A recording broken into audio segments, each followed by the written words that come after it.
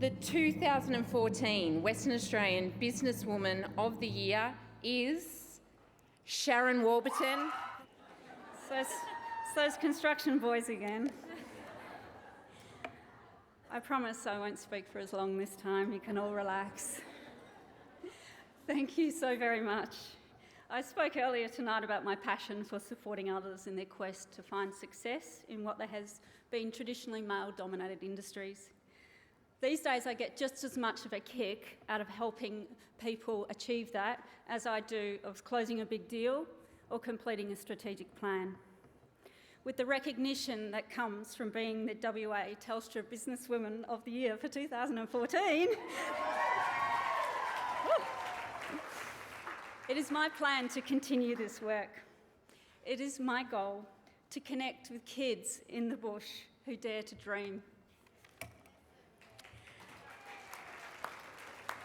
I will share with them my story of dreaming of owning a BMW and being able to travel the world.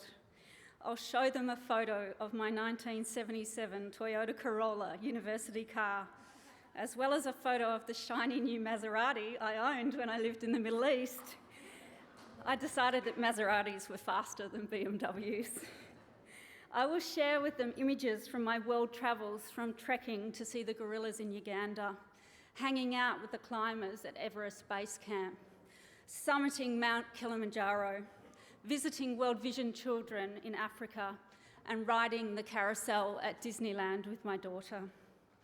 I will encourage those kids to think big and to go after their dreams. I will continue to share with young professionals, both male and female, how I balance the work with the life that we all talk about. I don't always achieve balance. There was a time when I commuted to London every month for 2 years. That was my FIFO experience. And in my workaholic days, I justified leaving the office at 11:50 p.m. every night, as that meant I would be at my hotel and asleep before midnight.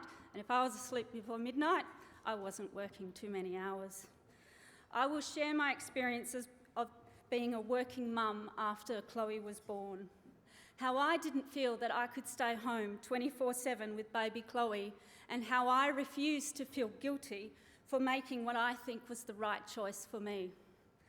And I will share about how I juggle motherhood with my career and how I ensure that all my time with Chloe is quality time. I will share how uncomfortable it felt for me to be leaving the office before everybody else, the walk of shame. I will share the strong feelings of guilt I experienced and what I did to overcome those feelings, and how I have made it work with strong boundaries and open communication, the keys to working flexibly. And I will talk about, as we heard earlier in the night, how I master the art of delegation and outsourcing, which is so important to succeed. This award will also help me to inspire others to take control of their career development, to develop great leadership styles through the creation of winning cultures, to learn the art of thinking strategically, and to aim not just to achieve gender diversity, but diversity of thought. More importantly, this award will inspire me to work with WA's emerging female leaders to increase their self-confidence, so they make time to focus on their aspirations, so they aim high and achieve even higher. The biggest key is self-belief. I will share with them how I have achieved so much more than I ever thought I could. Earlier in the evening, I talked about my feelings. I talked about gratitude, I talked about excitement, and I talked about thankfulness.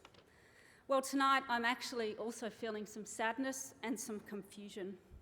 We are all here showcasing the wonderful female talent we have in our community. Yet our state has the largest gender pay gap in the country, and it is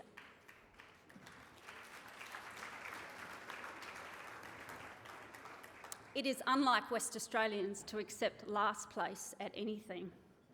I find this sad and confusing.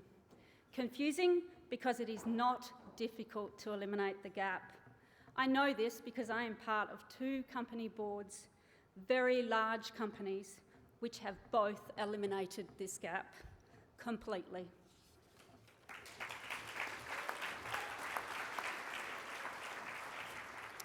Through my work as co-chair of the Remuneration and Nominations Board Subcommittee at Fortescue Metals Group, I'm working with Nev Power and his executive team to ensure there is no gender pay gap now or in the future at Fortescue.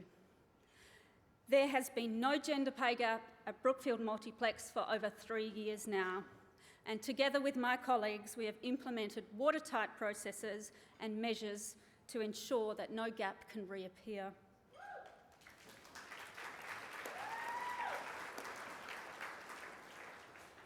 I encourage you to commit to identify and eliminate any gender pay gap in your own organisations. I suspect that many of us assume the gap is elsewhere and it's not in our organisation. I challenge you to question that mindset and to take out the magnifying glass. We did at Brookfield Multiplex and we're embarrassed about the initial findings.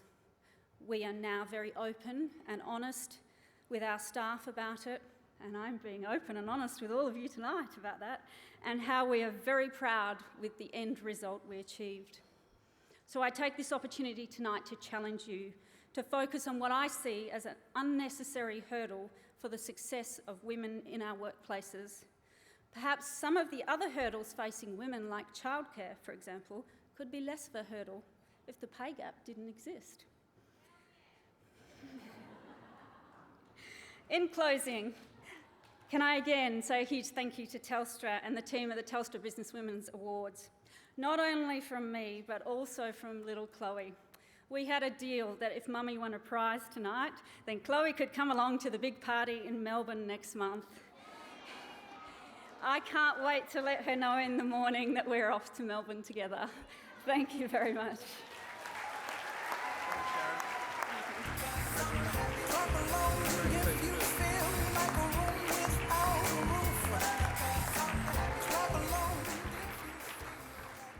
There was one thing in my speech that I didn't write down and I forgot. I wasn't aware that there was prize money this evening. I'm a bit confused about the details. It's all a bit overwhelming for me tonight. But I'd like to announce that part of my prize money will be going to the Literacy for Life Foundation, which is the initiative that Brookfield Multiplex have established with the Indigenous communities to focus on adult literacy with the benefit for future generations of literacy in the Indigenous community. Thank you very much.